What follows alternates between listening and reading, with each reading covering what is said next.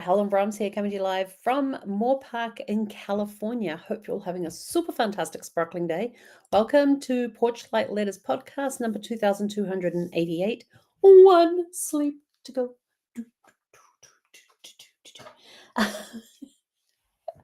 I know, I'm a little crazy. I'm a little excited. I'm very tired, very exhausted. Looking forward to hopping on a plane tomorrow night and getting some sleep on my flight down to Fiji and then from Fiji to New Zealand. So it's down to the wire. We still have some stuff to get sorted and packed and everything else. But I made a decision to, instead of taking 3 large suitcases and a carry-on size case for my checked luggage, I'm taking 4 full-size suitcases. And so we're going to use the large suitcase out of that.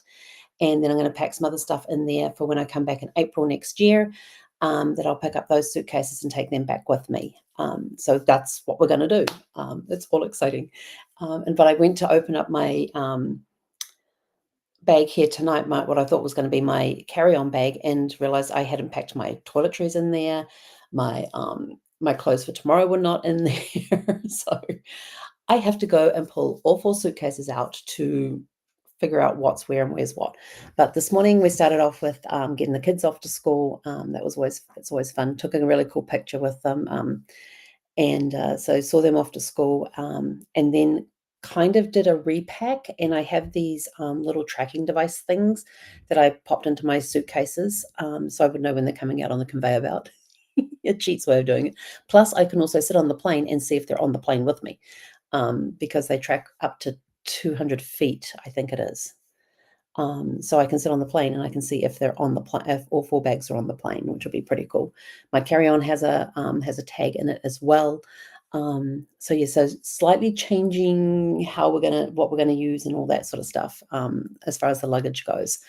But it's great to be here with my sister-in-law. It took me 6 hours to get to her place from San Diego today, and Moore Park is just north of LA. What happened is that I got a bit of a late start on the road. That's completely my fault, because I started organizing too much, doing just too much. And so I finally got on the road.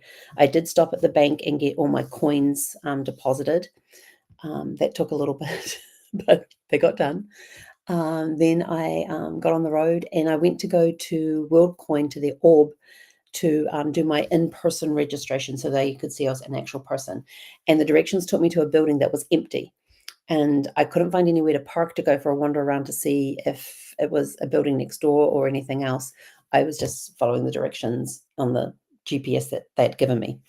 So I sent a note off to my friend Tessa going, this is what I found when I got there. Was it on a corner when you went there?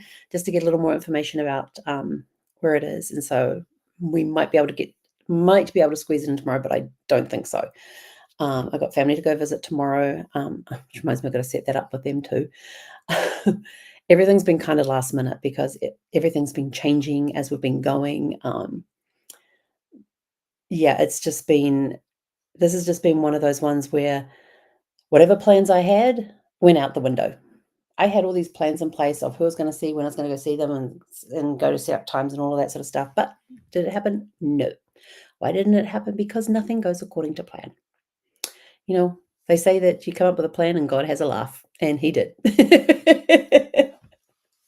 So I have no idea what my plan is. I have ideas of what I would like my plan to be, but yeah, he has other ideas.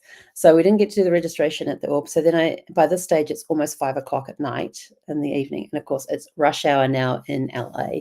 And I'd been crawling through the streets because it's only 2 miles behind. Oh, 2 miles. It still took 30 minutes to get there, to go 2 miles. Yes, that's how bad the traffic was. And then so I was like, okay, I'm just going to head up to my sister-in-law's place. And then I went on my phone to get her address to put it into maps, and her current address was not in my phone. And I was like, oh my gosh. So I could send her a text, found somewhere to pull over, send her a quick text. She sent it back straight away. So I just hit it thing, and it took me through the roads and all that to get onto the 101, and from the 101 onto the 170 to the 118 to get up to Moore Park. And I will tell you, it was top speeds most of the time was 10 to 20 miles an hour. It took me almost, I want to say, about 3 hours. No, 2 hours. That must have been 2, because I left there at 5.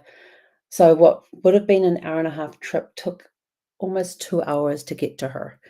Um, and finally got here and, had a quick shower, and then we went out for dinner, had a beautiful dinner at this place called Wood Ranch. Had great food. I had tri-tip. Oh, I haven't had tri-tip in I I think Brad was the last one to make tri-tip for me. He always made tri-tip for me on the grill. I love tri-tip, and he always did such a good job of it, and these guys would not do medium rare, they would only do medium. I was like, "Fine." Um, but it was really good and had some really I had a sweet potato mash with it and some broccoli, which was really good too, and then they had these hot rolls, garlic rolls, which were amazing. Um, but it was a really good time out with my sister-in-law, so I'm at her place, and I'm about to go and drag in the suitcases because I realized I did not put my PJs in my bag. I did not put my toiletries in my bag. They're in, like, 3 or 4 different suitcases, so I need to bring those in so tomorrow morning I can do a complete repack. Because I have some stuff that's been left out, so now I've got room to put them because, like I said, my sister-in-law had a set of suitcases that she's been trying to get rid of, so we're going to pack it up for one for to go to New Zealand, and then the other 2 I'm gonna pack up with stuff that I will try not to need until April when we come back again and, get them then, so it's a short, sweet one. So tomorrow night I will be, this time tomorrow night, I will be on a plane. We will not have taken off yet, but we'll be in process of boarding at this time tomorrow. So, and when I woke up this morning and I checked my mail, and there was an email there from the airline to say that online check-in was open and available. And I'm like, not 24 hours beforehand. This is like what, 24, 36 hours beforehand. It's like, yep, no, more than 36 hours beforehand. I was like, sweet. So I'm going to get that done tonight. And so then tomorrow when I get to the airport, I just got to put the tags on the bags and check the bags and get through security. So, although I am concerned because the airline said they don't open till 3 hours before the flight. But I wonder if they're opening a little earlier due to the hang-ups with TSA, with any, issues with TSA of getting through, then. Although when I am going to the airport is not a peak time at the airport, so I have that in my favor. So I'm gonna be going before the peak times hit, so that's a good I've already checked that. That's a good time to go, so and I'll be close by as well, so, I'm going to one of the hotels tomorrow to set up for those, friends that I have in LA that wanna come by and say hi, before I get on a plane. So anyway, I'm out of here. It's short, it's sweet, it's one sleep to go. Yay! Where will my next broadcast come from? Either the airport or the hotel. I don't know which. We'll find out tomorrow because then I'll know too. Anyway, have a super fantastic sparkling evening, and we'll catch you guys tomorrow evening.